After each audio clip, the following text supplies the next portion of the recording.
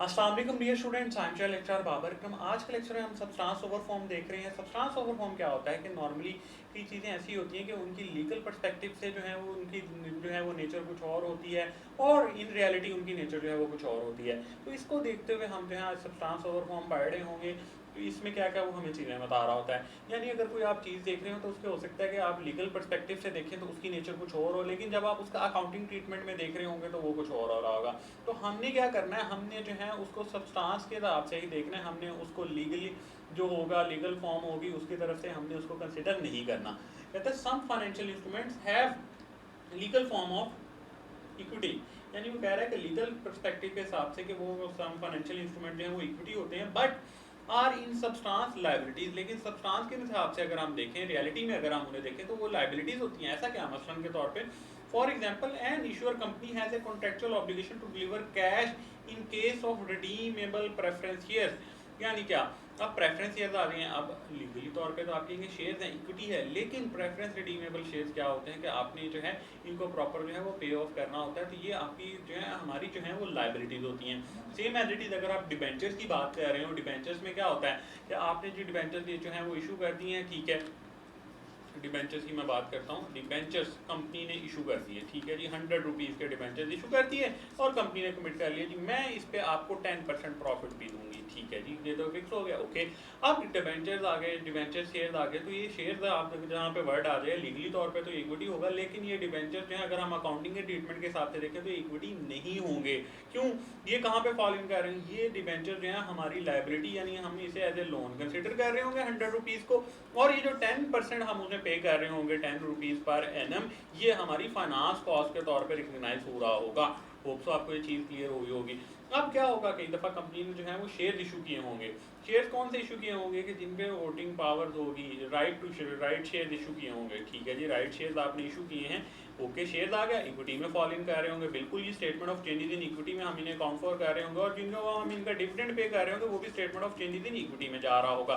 तो ये जो होंगी चीज़ें, ये सारी की सारी कहाँ पे ये क्या चीज़ ये कहाँ पे आ रही होंगी? ये सारी की सारी आपकी statement of changes in equity में जा रही होंगी। सो ये जो है आपका इक्विटी के तौर पर रिकग्नाइज हो रहा होगा। सो ये डिफरेंस है, यानी आपके जो है लीगल पर्सपेक्टिव से और सब्सटेंस के, यानी जो अकाउंटिंग पर्सपेक्टिव है। हमने जो है अकाउंटिंग पर्सपेक्टिव के हिसाब से चलना है, यानी सब्सटेंस के पर्सपेक्टिव के लिहाज से चलना है। कहते हैं therefore dividends on redeemable preference share is treated as finance cost in profit and loss, while dividends on ordinary share is presented in statement of changes in equity. यानी जो यहाँ पे मैंने आपको दोनों चीज़ें बता दी हैं। तो नॉर्मली तो आप कह रहे होंगे कि हमने डिबेंचर या प्रेफरेंस शेयर होल्डर पे जो है वो डिविडेंड पे किया है, लेकिन इन रियलिटी आपने उसको फाइनेंस कॉस्ट पे जो है वो ट्रीट कर रहे होंगे। सो ये थे सब्सटेंस ओवर फॉर्म। अब हम इसकी कुछ एग्जांपल्स को डिस्कस करते हैं। क्या है?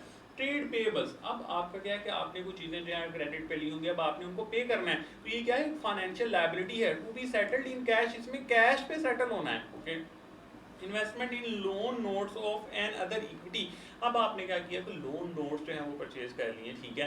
तो किसमें? ऑफ एन अदर एंटिटी के आपने कोई लोन नोट्स परचेज कर लिए, यानी आपने किसी लोन में इन्वेस्टमेंट कर लिया। अब आपको जो है रिटर्न में भी पैसे आ रहे होंगे, कैश आ रहा होगा, तो ये क्या होगा? एक फाइनेंशियल एसेट होगा।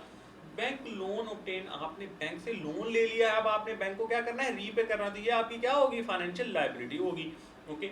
ऑर्डिनरी शेयर्स इशूड, यानी ऑर्डिनरी शेयर्स जो हैं आपने इशू किए हैं, मीन्स उसे क्या कि आपने जिसको ऑर्डिनरी शेयर्स इशू किए हैं उस पर राइट होगा, यानी आप statement of changes in equity में जा रहे होंगे, उसका डिविडेंड भी statement of changes in equity में जा रहा होगा, तो ये क्या होगा?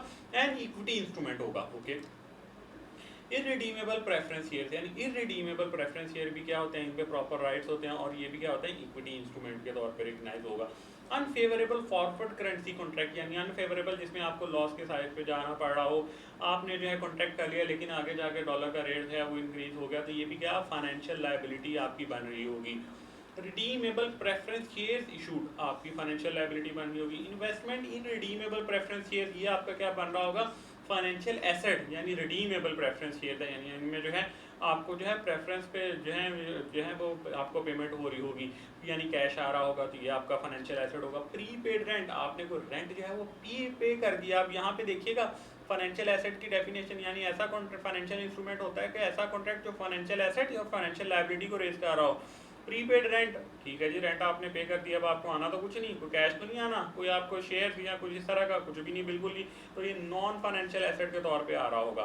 करंट टैक्स पेएबल, जो आपने अभी करंट टैक्स पे करना है, क्या है, नॉन फाइनेंशियल लायबिलिटी है, ये स्टैट्यूटरी ऑब्लिगेशन है, ये आपकी ऑब्लिगेशन है, आपने टैक्स जो है वो पे करना है, that's why this is not a financial asset. Okay, financial instrument. Inventory non financial asset है, इसमें भी क्या है, आपको को कैश नहीं है, ये इन्वेंट्री आपके पास पड़ी हुई है, ठीक है, इसको आप सेल करेंगे, वो एक अलग पर्सपेक्टिव आ जाता है, रिसीवेबल वाली साइड पे चला जाता है।